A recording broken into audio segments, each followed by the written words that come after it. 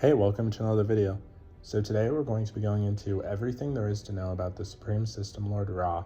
But before I begin, please be sure to like the video, subscribe to the channel, join the Sith Citadel Discord, links in the description, and consider becoming a join member or sending a super thanks if you wish to further support the channel. Otherwise, let's jump straight into it. Ra was the GOA'ULD System Lord who personified the Egyptian sun god, and is the first to discover the Tari. His mate was Hathor, by whom he had a son, Herer, and his brother was Apophis. His elite Jaffa were the Horus Guards. Because of his power, authority, and cunning, Ra was the most powerful of the System Lords.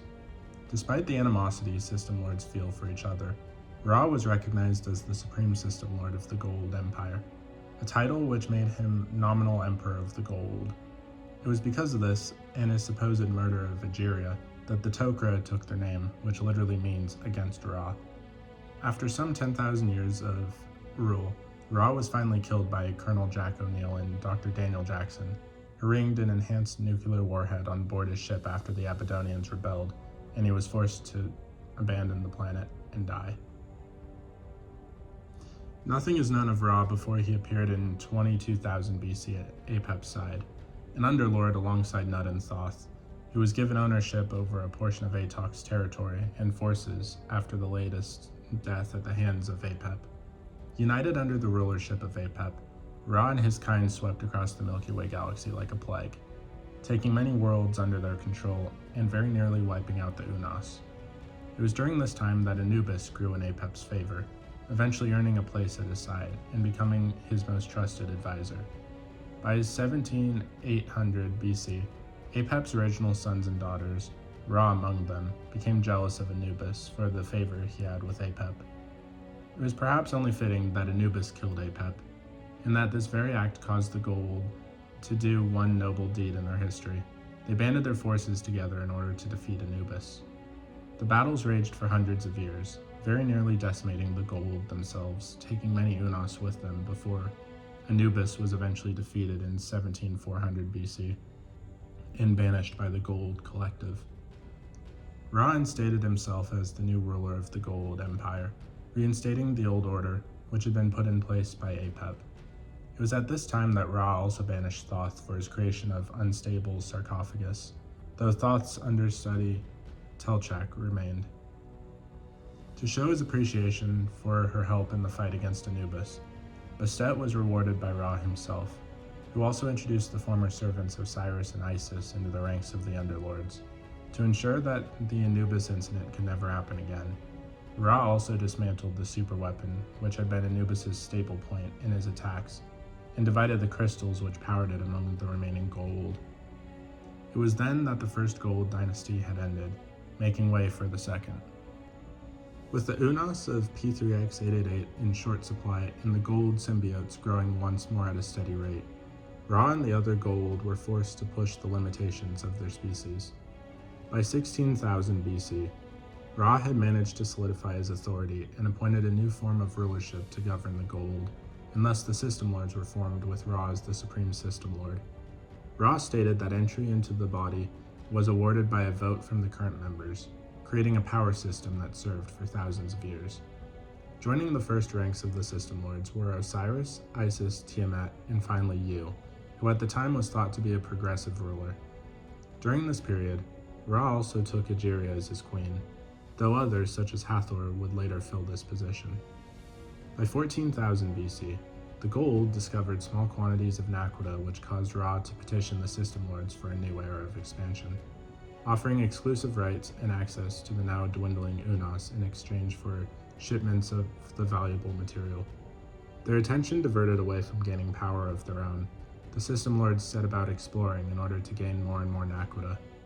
It was perhaps because of this expansionist nature of the GOA'ULD that the Asgard for the first time in 13860 BC, seeing the GOA'ULD for what they were, the Asgard immediately declared themselves enemies of the System Lord Collective, and the GOA'ULD responded in kind.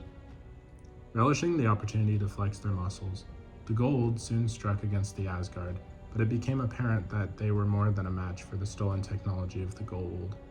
The GOA'ULD begrudgingly retreated, and having lost the coordinates for their home planet, and thus their primary source for hosts, Ra once again called for stockpiles of naquita, as well as putting an end to the ritual cannibalism, which had been part of the GOA'ULD society for generations. Nearly 4,000 years later, with their resources running low, the System Lords performed a daring attack against both the Asgard and the Furlings, which struck a resounding effect. Rather than winning the war, however, this simply caused the two races to fight back even harder, and in the years that followed, the Asgard dealt the GOA'ULD many major setbacks, though strangely did not press the attack. Perhaps if they had known the danger that the GOA'ULD would pose in the galaxy in years to come, the Asgard would have pushed harder. Despite the lack of head-on attacks, many skirmishes and bloody battles raged on for several centuries, and somehow, Ra found himself leaving Azuna's host in order to take the body of the Asgard Famrir. However, the Asgard physiology began to reject Ra. Worse, in 9177 BC, he was injured in a battle with the Asgard. Fleeing his Asgard pursuers, Ra found a lush world in an alien system, Earth. It was there that he found the solution to the lack of hosts in a race of primitives who bowed to his divinity, the Tari. Transferring himself into one of these primitives, Ra became infused with new vigor and life, soon discovering that they provided a near-ideal host for his race. Planting a Stargate, which he had brought with him, the original remained undiscovered in the ice of Antarctica. Ra claimed Earth as his own. Ra quickly enslaved the human race, using the Stargate to keep in contact with the other GOA'ULD and informing them of his new bounty.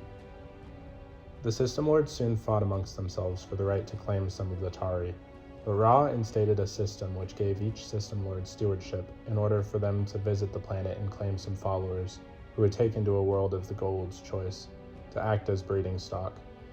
Ra also divided the planet into strict geographical lines to ensure that no System Lord would encroach upon another's territory. He, however, took place as the ruling god in several other cultures, such as the Canaanites, where he was known as El. Ra took himself some of his followers off-world to a planet known as Abydos, where he used them as slaves to mine naquita for himself. Things seemed to be going well for Ra, as his ruling of the System Lord seemed to be working better than any before him. However, in 9002 BC, Satesh managed to coax Osiris and Isis into attempting an assassination of Ra. This ended badly for the two, as Ra stripped them of their titles and forcibly removed them from their hosts, putting them in canopic jars so they could suffer for eternity. Because of this, Satesh went into hiding so that Ra could not take his vengeance on him. It was soon after this, around 8721 BC, that the renegade Anubis returned from his banishment at the head of a conquered army, and came with the promise to eliminate the Asgard in exchange for absolute loyalty and control of the GOA'ULD. Furious, Ra assembled his own army, and rallied several other System Lords behind him in order to once again defeat Anubis. Despite his previous victory, most GOA'ULD took this opportunity to either turn against Ra and join forces with Anubis, or simply stand on the sidelines to see which ruler came out victorious. The end result was Anubis being defeated once again, but before Ra could deliver the final blow, Anubis made his escape through the Stargate from assistance within Ra's forces. Having played on Ra's distraction, Sokar seized control of Earth before Ra could return and transformed it into a vision of hell, making clear his plans to seize Ra's position as Supreme System Lord. Furious, Ra threw Sokar off of Earth with the help of the other System Lords, most notably Kronos and Apophis. Sokar fled on a starship, and though his power was diminished, Sokar continued to battle against Ra and all of his followers, particularly Apophis. In 4006 BC, Apophis dealt a critical blow to Sokar's forces, and once again stabilized Ra's rule, though again Sokar survived and went back to rebuilding his forces. Sometime before 3000 BC, Ra populated the world of Sekhet-Hetep with slaves he had rescued to work for him. It quickly became one of his most dedicated religious centers, but a few decades after it was first colonized, it was cut off entirely from the Stargate network. Though Ra was no longer able to visit his people, their belief had already been built into their society, and no word of rebellion on Earth ever reached them, so they continued to serve him for thousands of years. In the original timeline on Earth, the Tari became aware of the truth behind the GOA'ULD, learning that they were not in fact all-powerful gods, but simply beings with advanced technology, and so rose against their oppressors. choosing the moment when the system lords were at their most complacent, and when Ra was overseeing his other territories. They overthrew their oppressors, as well as the Jaffa guards, killing several on planet GOA'ULD and burying the Stargate. While the loss of the Tari was a great affront to Ra, his continuing battles with the Asgard demanded more of his attention. So, as he had several other breeding planets, he simply let Earth be. However, when SG1 became trapped in 3000 BC, after traveling back in time to acquire ZPM from Ra, they tried to aid the Egyptians in overthrowing Ra, but Jack O'Neill, Colonel Carter, and Teal'c were all executed, and caused Ra to remove the Stargate when he fled the planet. However, a team comprising of a version of O'Neill, Carter, and Teal'c from an alternate future arrived on the scene in 2995 BC to make sure the gate was buried in Giza, so it could be discovered in 1928, as it was in the original timeline. In 2492 BC, after the alternate SG1 caught his attention by raiding Abydos for an immature symbiote for Teal'c, then going directly back to Earth, Ra returned as Hatak to reconquer the planet. Ra initially regained full control over the area around the Stargate, but didn't expand further, having apparently left in such a rush that he didn't take a full contingent of Jaffa with him. He was hampered by a rebellion led by both the alternate SG1 and the real SG1, who followed 3 rogue Tok'ra through time.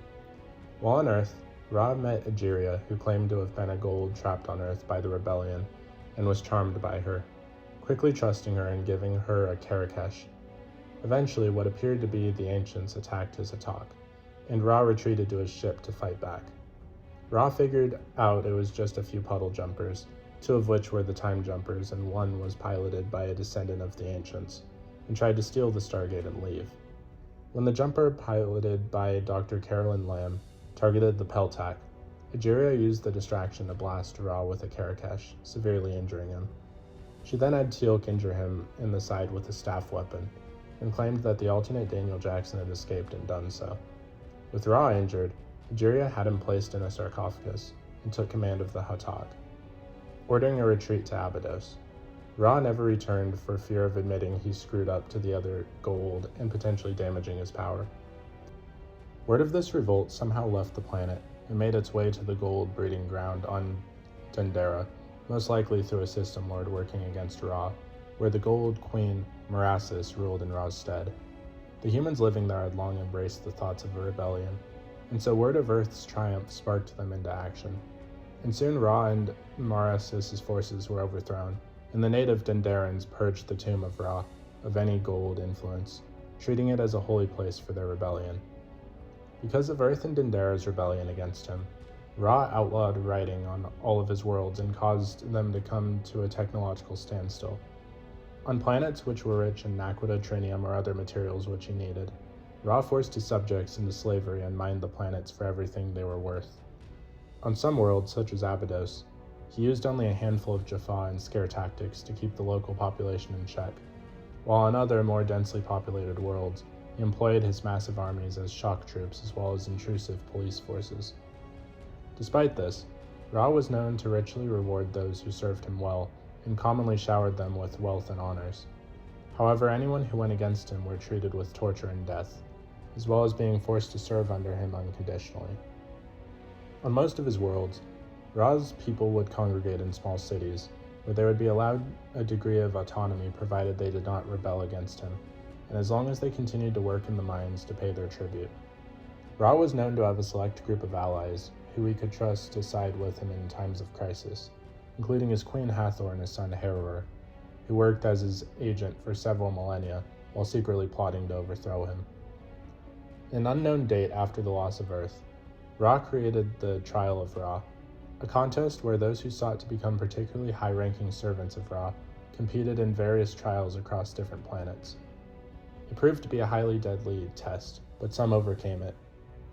Having witnessed the stagnation of the GOA'ULD for several millennia, as well as Ra's singular desire to wipe out the Asgard, the Queen Egeria spawned a legion of symbiotes in 1002 BC, which opposed the ways of Ra in order to change the balance of power. To add insult to injury, she even named her children the Tok'ra, literally meaning against Ra, and began her rebellion against the other GOA'ULD.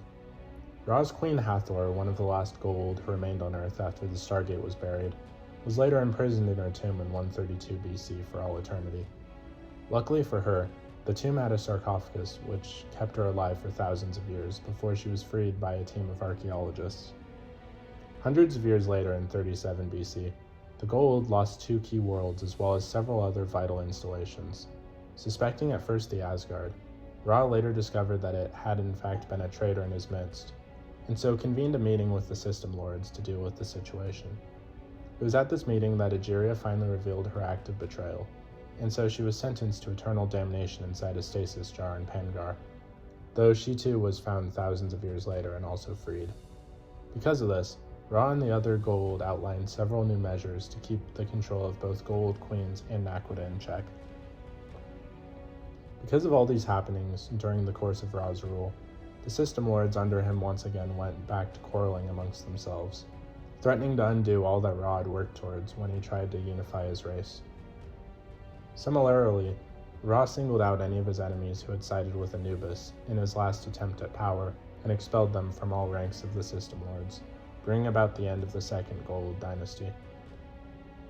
Ra soon began to impose his will on the GOA'ULD once more, attempting to regain power he once had over 10,000 years ago, and creating a new group of System Lords, this time incorporating Apophis, Baal, Bastet, Cronus, Morrigan, Olokun, and Yu, among others. The GOA'ULD once again went back to fighting the Asgard, and for the first time started to make progress against their more advanced foe. Discovering that the Asgard had other allies, but they somehow disappeared, they kept pushing the battles on even after hearing of another threat which had emerged. It was in 257 AD, after yet another setback, that Ra once again instigated a new set of principles, this time demanding that the other GOA'ULD acquiesce in laying out formal terms for the appropriation of GOA'ULD larvae, Jaffa, and the division of Naquadah. Due to the renewed threat of the Asgard, the other symbiotes accepted the terms, and for a time learned to work together for the greater goal. Sometime before Teal'c became first prime of Apophis, Ra was at war with Apophis. They were battling over a planet, and Ra appeared to be winning the battle, but Apophis soon got the upper hand and decimated Ra's forces. For winning the battle, Braytak offered Teal'c to become his successor. The major loss may have led to Ra's downfall. Ra's reliance on the humans always puzzled the other System Lords, as he used them not only as servants and slaves and religious leaders, but also as warriors and even bodyguards. By 1995, Ra's first prime was Anubis, a human who had been raised by the people of Abydos and turned into a vicious leader. He was often known to handpick human warriors from the ranks of his armies, beings who other System Lords would treat as cannon fodder, and promote them to be senior officers in his military. Nearly 2,000 years later, the first team who traveled through Earth through the Stargate to Abydos encountered Ra. Realizing they were Tari, he decided to send the nuclear warhead they brought back to Earth, enriched with Naquadah, which would cause an explosion 100 times greater than originally intended. He also ordered Dr. Daniel Jackson to execute Colonel Jack O'Neill, Charles Kowalski, and Ferretti, lest the Abydonians doubt their god, taking an amulet with his symbol that Catherine Langford gave Jackson. A group of youths, having learned the truth about Ra, helped the Tari to escape. Jackson and Kowalski encouraged the natives to rebel against Ra. The youths and the Tari hijacked the Naquadah tribute being sent to Ra's mothership, and Ra ordered the warhead sent to Earth. At that point, the attack began. Confined to just their numbers, the battle began with the Horus Guards, easily overpowering them.